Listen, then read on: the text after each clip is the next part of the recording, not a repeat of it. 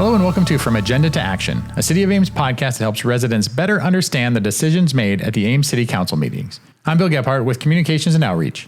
This week we are recapping the July 28th Ames City Council meeting and highlighting some of the key discussions, decisions, and actions that came before Council.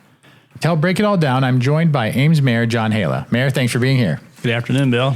So it was a busy meeting. We had quite a few people that were in attendance for a few different topics, right? One of the first items that we discussed was data centers, which is something we've been discussing for weeks now. So that is correct. What happened with this item at the meeting on Tuesday?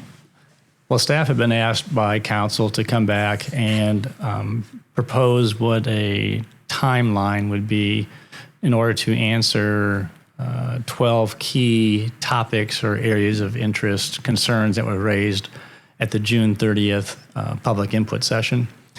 And also, these were some of the questions that council had even prior to the input session that they wanted to answer.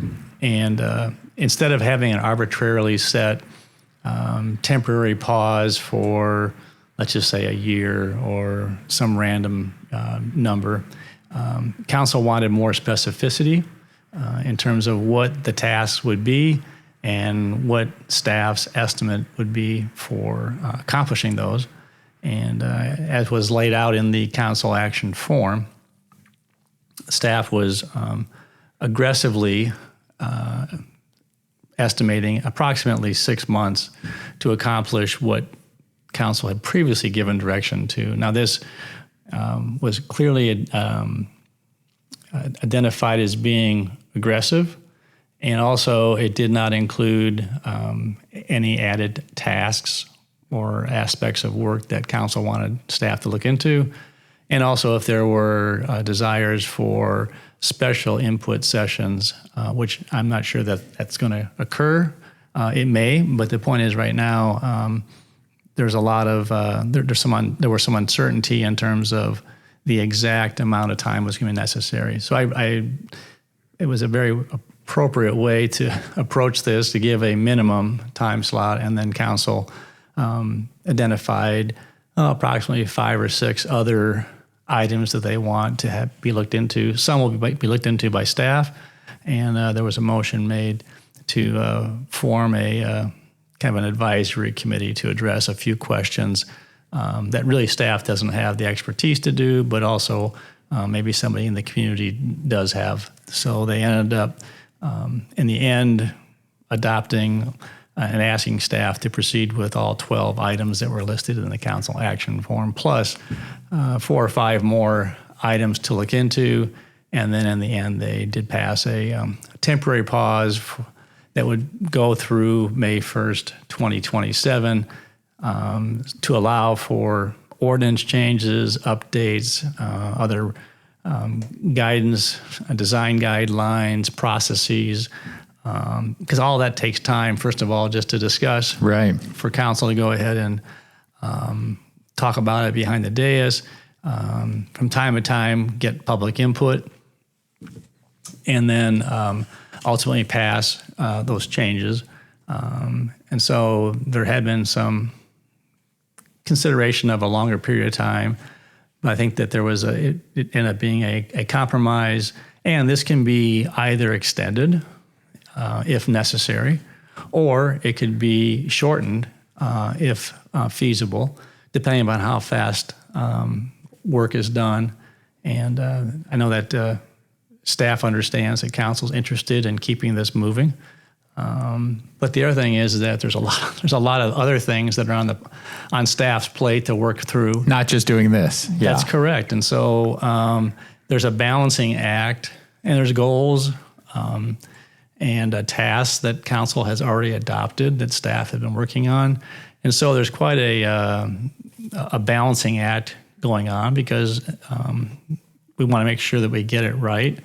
And so the other factor is that we know that there was a specific company, Light Edge, that was interested in coming to the community, which kind of was a catalyst for this conversation. But council really, in a very wise fashion, said, let's not just talk about this one project. Yeah. Let's talk about this concept in general, because we do know that across the state, across the nation, this is a hot topic. So let's go through, let's have the conversation. Let's make sure that we cross T's, dot I's, and try and anticipate what may be other options. And in addition, if there are large electric or utility users that might be considering coming to Ames that are not even related to the technology field, would we have similar guidelines or expectations? So I think it is certainly a highly charged topic right now, for sure, in the national level. And so I just appreciate the fact that the community's engaged, council's committed, and maybe the timeline is not, maybe it's too long for some, not long enough for another. But I do believe the council's really seeking to approach it in a way that takes all factors into consideration, answers the questions, seeks to get data and facts, and not just be making decisions based on emotions or pressure from either side, either those that are adamantly in favor of or those that are adamantly opposed to it. And so the idea behind this timeline then is that staff will come back to council, staff or this advisory committee will come back to council and present a report on these specific questions that council said, hey, we'd like the answers to these questions, which were 12 that were presented in the original staff report. And then you said there's 4 or 5 Correct. Ones that were added. Right. So as we move through this delay period that was adopted on the 28th. Correct. Okay. So we will have more information on data centers. We feel like we've been talking about it a while, but there's a lot more to know. So it'll probably be coming up a lot more in these podcasts. Correct. And it's not going to be just one meeting where all this gets brought back. I anticipate that there is probably 5, 6, 8 different broad categories that might include 2 or 3 of the questions. And so there's going to be a methodical process that we're going to go through with the purpose of answering questions and then making decisions and then moving forward. And in that way, it's not going to consume or eat our lunch, so to speak, on 1 or 2 meetings. So yeah, we're looking to, I appreciate the fact that our community is engaged, interested, and encourage them to continue to pay attention to our website and also to upcoming council meetings and council action forms. Yeah. Okay, so let's move on to something else.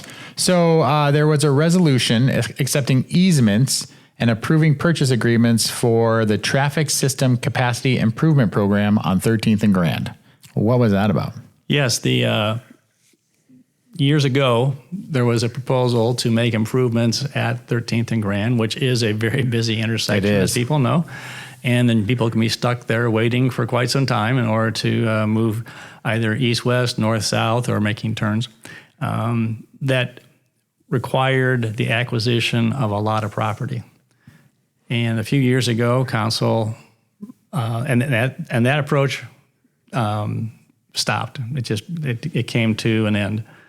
Now we hired a consultant who did a different approach to it, and found out that there are only 2 properties to acquire, but there are areas known as easements in front of a variety of properties that we need in order to make these changes that are going to happen at 13th and Grand.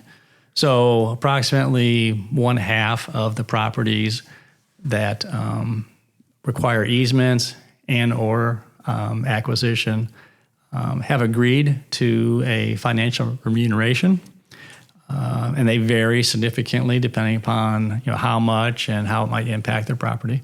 And so there was approval to proceed with issuing purchase agreements for those. On a positive note, the 2, it's my understanding, as the last I knew, the 2 parties that properties are being purchased are interested and willing in order to to relocate. So it's not like we're going to get into a protracted process, but there's a lot of details to work out and to work through. So that process will continue, and we were told that probably the planning will continue on this project as we get into the fall and spring. And it's my understanding that some changes or improvements might be made next year, but the major construction project would probably not occur until calendar year 2028. But it is, like you said, it's a very busy intersection, and looking at different ways to remediate that, I think, will be great. And so we have some motion on it. Correct. And we will be talking about this in the future and asking people to be patient and understand that there's going to be inconveniences, but long term, we believe, according to staff's recommendation, that we'll have a much better flow through for traffic, and it'll be people will be much happier. Yeah. Sitting at that well, no one's ever happy sitting in intersection waiting, but the point is, hopefully it'll be much more expedient for individuals. Right. A shorter wait. Yes. Okay, and then so the last thing that I wanted to touch on here was the Ames Municipal Energy Center, which is kind of another exciting project that's coming about. That sort of had some big decisions that were made on the 28th. Can you tell us about those? I would say not only big decisions, but very expensive decisions. Yes, they were. So this is probably the largest contract that I can remember that council approved, but this is a huge project that it will essentially be the first step, or phase one, in retiring our boilers at our power plant. That will take many, many years for that to come to full completion. But yes, the first one of the contracts was to purchase a very large electric transformer. I don't know very much about how all this works, but I'll get over my skis. But the bottom line is that it does, they call it a step-up transformer that takes electricity generated by these new engines that are going to be purchased and elevates it to a different voltage for providing electric service to our community. And so that contract amount was north of $2 million, but the big one was purchasing 3 engines. And it was very interesting. I was under the false understanding that an engine was primarily just a large motor with a generator on it. But in fact, it's a whole system, including stacks, cooling systems, control systems that are related to that piece of equipment. Includes shipping from overseas, it includes installation, it includes a multi-year service contract, and on and on and on. There are a lot of components, and these are very large pieces of equipment. Mm-hmm. And so the contract was awarded with including tariffs and exchange rate and taxes that had to be paid on equipment to north of $70 million. Well, yeah, so it is a big one, but this is a really big project for Ames to have this Ames Municipal Energy Center, because as we're moving away from that waste to energy model that we have been doing, we're needing to be able to generate our electricity this way, as well as we've been investing more in solar and wind and things like that. Correct. And you hear comments saying, well, this is a once in a decade project, or once every 50 years. This is a once in a century project. Yeah, absolutely. We have a power plant which has been in operation for well over 100 years. And waste to energy for over 50 years. And so what's being built will be serving our community for a minimum of 30, 50, or even longer years. But it's hard to know what technology and energy production will look like in 30 to 50 years. But this is the next step to burning clean natural gas and providing electricity for our community. And so, yeah, there were lots of big decisions that were made, but that wraps up our recap of the July 28th Ames City Council meeting. Mayor Haila, thank you so much for taking the time to walk us through this meeting and provide us some additional context. Always my pleasure, Bill. We hope this conversation helps you to better understand the work of your city council and how those decisions impact our community. Our next regular Ames City Council meeting is scheduled for Tuesday, August 11th. We'll be back before that meeting with a preview of what's on the agenda, and again afterwards with another recap. Thanks for listening to From Agenda to Action, a City of Ames podcast. From Agenda to Action is a City of Ames podcast.